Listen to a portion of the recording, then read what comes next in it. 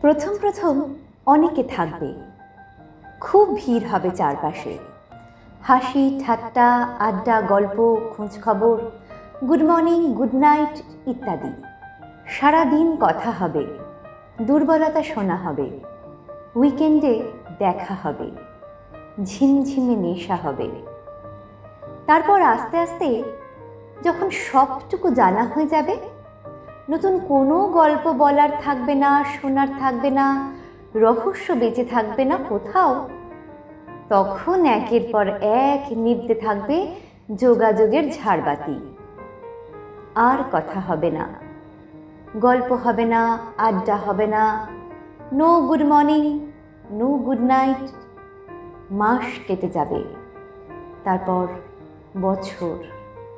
Chat বক্সে তাদের নামের পাশে সবুজ আলোটা আগের মতোই জ্বলবে, নিভবে, আমরা দেখব। তবু ওই জ্বলা আর নিভে যাওয়ার মধ্যেখানের সময়টার শরিক হতে যাব না। প্রথম প্রথম অনেকে থাকে, ধীরে ধীরে ভিড় ফাঁকা হয়। পড়ে থাকে হাতে গোনা কিছুজন, যারা আমাদের সমস্ত রহস্য উন্মোচনের পরেও সমান আগ্রহ নিয়ে পাশে থেকে যায়।